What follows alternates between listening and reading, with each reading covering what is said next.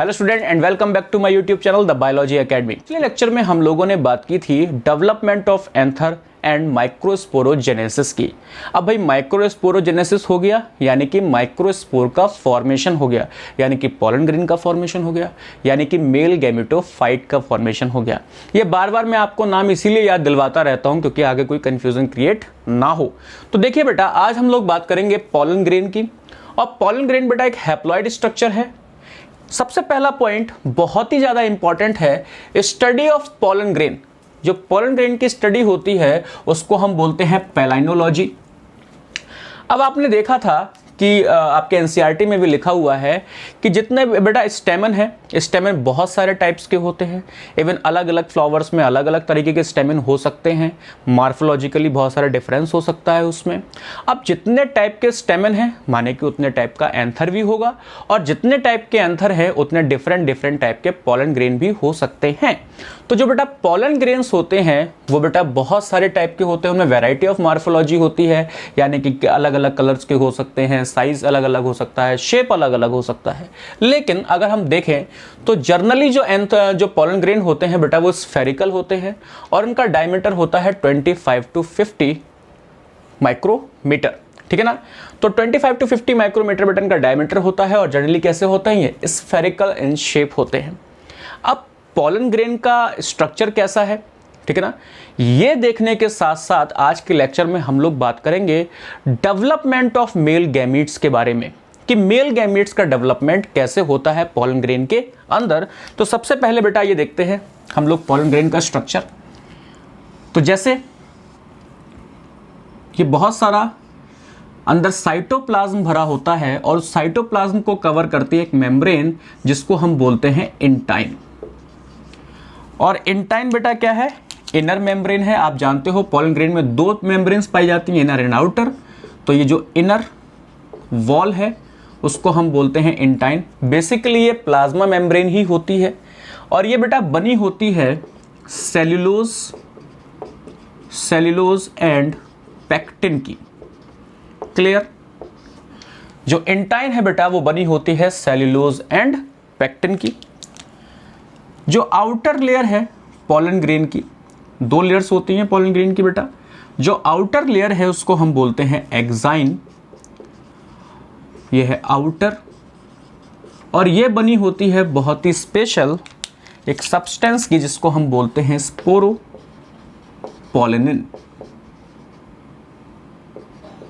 Sporopollenin. अब बेटा जो ये स्पोरोपोलिनिन है ये मोस्ट रेजिस्टेंट सब्सटेंस होता है, मोस्ट रेजिस्टेंट ऑर्गेनिक सब्सटेंस होता है। और ये बेटा किसी भी तरह के एसिड से, बेस से, हर तरीके से जो इस पॉलन ग्रेन के अंदर मेल गैमीट्स हैं उनको प्रोटेक्ट करता है। अब ये स्पोरोपोलिनिन रिकॉर्ड करिए, स्पोरोपोलिनिन का फॉर्मेशन कैसे हुआ। तो स्पोरोपोलिनिन बेटा फॉर्म हुआ था यूबिश बॉडी से, और यूबिश बॉडी को बेटा फॉर्म किया था टैप्टम ने।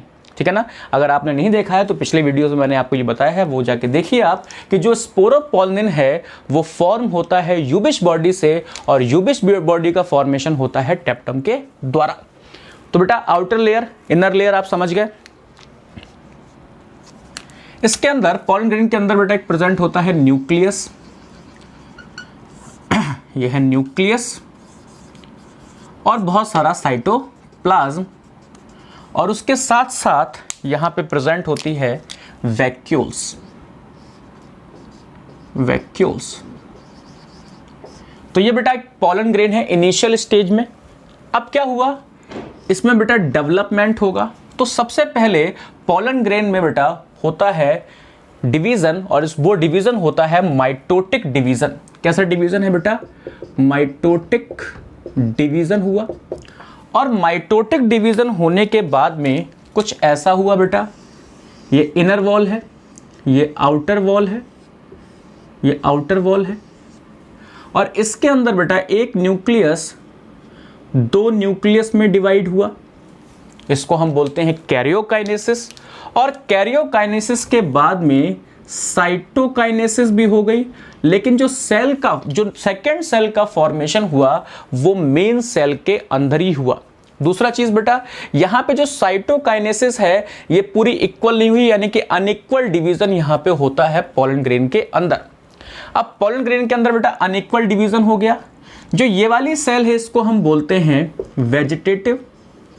Vegetative cell.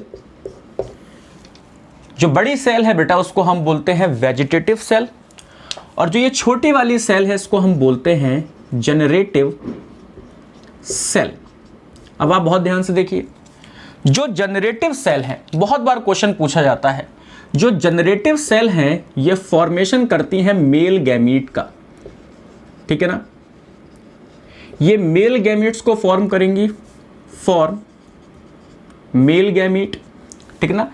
जनरेटिव सेल का वर्क क्या है? मेल गैमीट को फॉर्म करना, जबकि वेजिटेटिव सेल का वर्क क्या है? Form pollen tube. तो कभी अगर आपका क्वेश्चन आ जाए कि अगर वेजिटेटिव सेल, किसी भी पॉलन ग्रेन की वेजिटेटिव सेल डैमेज हो गई तो क्या उसमें डिफिकल्टी आएगी? तो बेटा पॉलन ट्यूब का फॉर्मेशन वहां पे नहीं होगा, लेकिन गैमीट का फॉर्मेशन अच्छे से हो जाएगा। एम्स में क्वेश्चन पूछा भी गया है ये, ठीक है ना। तो अगर वेजिटेटिव सेल खराब हुई तो पॉलन ट्यूब का फॉर्मेशन नहीं होगा, और जनरेटिव सेल में अगर कोई डिफेक्ट आया तो मेल गैमीट्स का फॉर्मेशन नहीं होगा। अब बेटा आपने एक बात गौर की होगी, यहां पे ये इंटाइन है, ये एक्साइन है, लेकिन कहीं कहीं पे जनरली एक पॉलन ग्रेन में सिर्फ एक जगह, लेकिन कई बार ऐसा भी देखा गया है कि मल्टीपल जगह पे, मल्टीपल प्लेसेस में जो ये एक्साइन है ये एब्सेंट होती है, और जहां पे एक्साइन एब्सेंट होती है उसको हम बोलते हैं जर्म पोर। अब ये जर्म पोर का काम क्या है? मैंने आपको बोला कि स्पोरोपोलिन बहुत रेजिस्टेंट है, बहुत हार्ड सब्सटेंस है। अब क्या हुआ कि जब पॉलन ट्यूब का फॉर्मेशन होगा तो अगर हर जगह बेटा एक्साइन प्रेजेंट होगी तो यहाँ पे पॉलन ट्यूब बाहर नहीं निकल पाएगी। और आपको शायद पता ना हो या पता भी हो तो पॉलन ट्यूब के थ्रू ही मेल गैमीट बाहर निकलता है पॉलन ग्रेन से। तो उस मेल गैमीट को बाहर निकालने के लिए एक ट्यूब का फॉर्मेशन होना बहुत ज़रूरी है, और ट्यूब तभी फॉर्म हो पाएगी जब वहाँ पे एक्साइन एब्सेंट होगी। तो जिस जगह पे एक्साइन एब्सेंट होती है वहाँ पे उसको हम बोलते हैं जर्म पोर। वहाँ पे बेटा फॉर्मेशन होगा किसका? पॉलन ट्यूब का। अब बेटा देखो यहाँ पे एक है वेजिटेटिव सेल, एक है जनरेटिव सेल। तो पॉलन ग्रेन में अगर एक बार माइटोसिस डिवीजन हो और एक वेजिटेटिव सेल का फॉर्मेशन हो जाए, एक जनरेटिव सेल का फॉर्मेशन हो जाए, इसको हम बोलते हैं टू सेल स्टेज। और जो टू सेल स्टेज है लगभग 60% नेचर में जो पॉलन ग्रेन शेड होते हैं वो two cell stage pollen grain होते हैं। अब क्या होता है बेटा, टू सेल स्टेज का पॉलन ग्रेन में एक जनरेटिव सेल होती है, एक वेजिटेटिव सेल होती है। ध्यान दीजिए, आगे की बात करते हैं। या फिर कुछ केसेस में ऐसा भी हो सकता है कि देखिए बेटा ये जनरेटिव सेल थी, सॉरी ये वेजिटेटिव सेल है, और यहां पे ये जनरेटिव सेल है। इस जनरेटिव सेल में फर्दर माइटोटिक डिवीजन हो जाए, इस जनरेटिव सेल में फर्दर माइटोटिक डिवीजन हो जाए, इस तरह के पॉलन ग्रेन को हम बोलते हैं three cell staged pollen grain. इनको हम क्या बोलते हैं? Three cell stage pollen grain. और ये नेचर में बेटा लगभग 40% पाए जाते हैं। तो नेचर में जो पॉलन ग्रेन शेड होता है वो 60% होता है टू सेल स्टेज, जिसमें एक जनरेटिव सेल और एक वेजिटेटिव सेल पाई जाती है, और जो बेटा 40% पॉलन ग्रेन है वो शेड होता है, वो होता है बेटा थ्री सेल स्टेज, जिसमें एक वेजिटेटिव सेल और दो जनरेटिव सेल पाई जाती हैं। एक वेजिटेटिव सेल और दो जनरेटिव सेल पाई जाती हैं। अब इसमें अंतर क्या है? अब यहां पे तो देखो बेटा दो मेल गैमीट्स हो गए और यहां पे सिर्फ सिंगल एक ही मेल गैमीट है, तो बेटा डिफरेंसेस कुछ नहीं है जब इसमें फर्दर पॉलन ट्यूब का फॉर्मेशन होता है, ठीक है ना। जो टू सेल स्टेज वाला पॉलन ग्रेन है, तो जब उसमें पॉलन ट्यूब का फॉर्मेशन होता है, जब उसमें पॉलन ट्यूब का फॉर्मेशन होता है तो ये जो एक जनरेटिव सेल है ये वहां पे डिवाइड करके 2 मेल गैमीट का फॉर्मेशन बना लेती है। कंफ्यूज मत होइए। जो 2 सेल स्टेज है, देखिए हमें मेल गैमीट का फॉर्मेशन कितना करना है, 2 मेल गैमीट हमेशा ही फॉर्म होंगे एंजियोस्पर्म के केस में। आप जनरली ध्यान रखिए कि 2 मेल गैमीट का फॉर्मेशन करना है। अब 2 सेल स्टेज जो पॉलन ग्रेन है उसमें सिर्फ क्या है, एक ही मेल गैमीट है, एक ही जनरेटिव सेल है, और ये तो वेजिटेटिव सेल है, इससे कोई हमें मतलब नहीं है।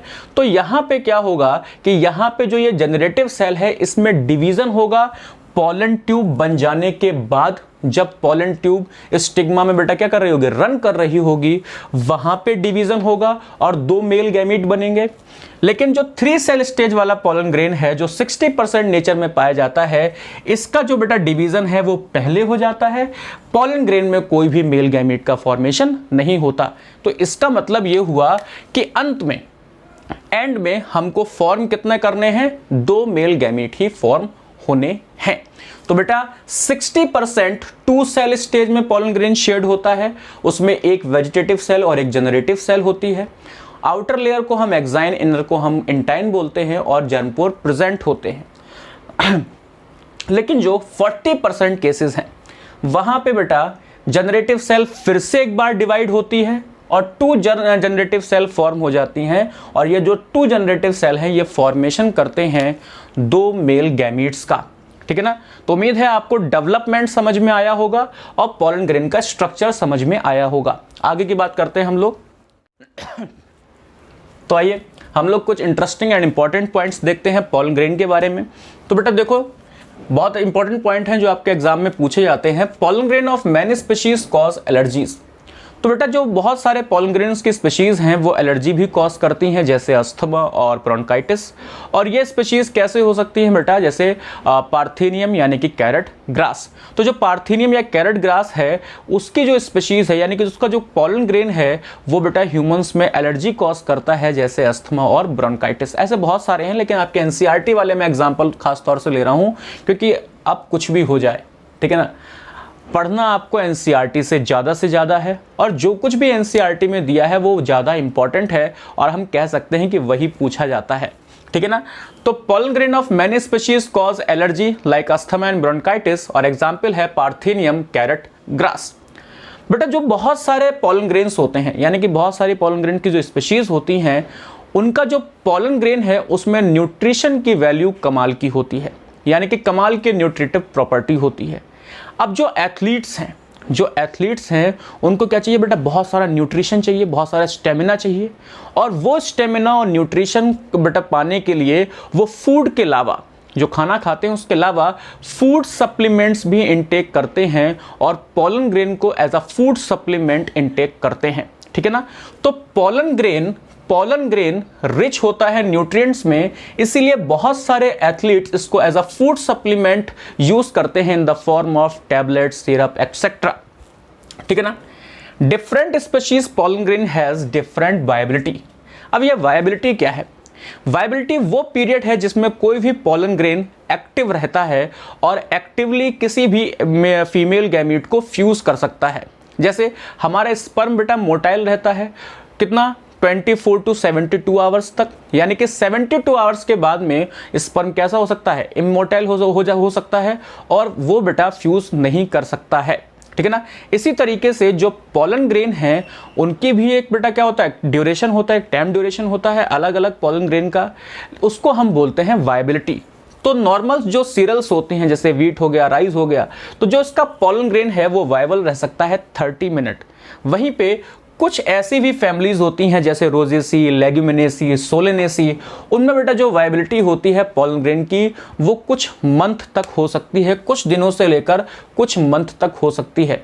ऐसे भी पॉलन ग्रेन है जिनकी वायबिलिटी बहुत सारे मंथ्स तक हो सकती है, यानी कि कई सालों की हो सकती है। लेकिन एनसीईआरटी में जो आपके यहाँ पे फोकस है कि पॉलन ग्रेन बेटा जो वायबिलिटी है वो सीरियल्स के केस में 30 मिनट होती है, जबकि रोजिएसी, लेग्यूमिनेसी, सोलेनेसी इनके केस में बेटा कुछ महीनों तक की भी हो सकती है।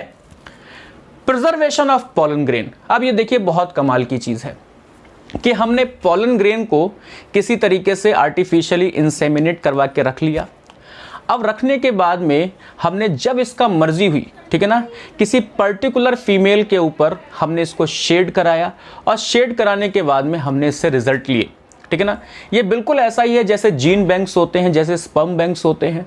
तो हम लोग क्या करते हैं कि इनको प्रिजर्व करा लेते हैं और प्रिजर्व करने के बाद में जब भी कभी एक एडवांस फीमेल या एक एडवांस ऑफस्प्रिंग हमको बनाना होता है या हमको जेनेटिक इंजीनियरिंग करनी होती है, तो जो प्रिजर्व पॉलन ग्रेन है या जो प्रिजर्व स्पर्म है उसको हम इंजेक्ट कराते हैं किसी फीमेल में।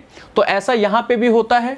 तो प्रिजर्वेशन ऑफ पॉलन ग्रेन, और ये जो प्रिजर्वेशन है बेटा बहुत ही लो टेम्परेचर में कराया जाता है, -196 डिग्री सेंटीग्रेड। बहुत बार क्वेश्चन पूछा जा चुका है -196 डिग्री सेंटीग्रेड, और ये -196 डिग्री सेंटीग्रेड होता कहां पे है? लिक्विड नाइट्रोजन में।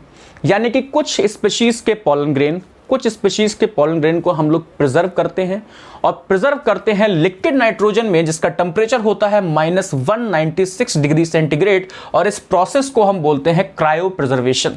इस प्रोसेस को हम क्या बोलते हैं? Cryo preservation. तो बेटा पूरी तरीके से मेल रिप्रोडक्टिव सिस्टम आपका यहाँ पे खत्म हो चुका है। हमने मेल रिप्रोडक्टिव सिस्टम पढ़ लिया है, एंड्रोशियम को हमने पढ़ा, एंथर को हमने पढ़ा। उसके बाद में हम लोगों ने जाना कि डेवलपमेंट कैसे हुआ एंथर का, वहाँ पे माइक्रोस्पोरोजेनेसिस कैसे हुई, माइक्रोस्पोर का स्ट्रक्चर हमने पढ़ा, और वहाँ पे डेवलपमेंट कैसे हुआ मेल गैमीट्स का, ठीक है ना। नेक्स्ट लेक्चर में हम लोग आगे की बात करेंगे। तब तक के लिए stay safe and stay healthy. जय हिंद।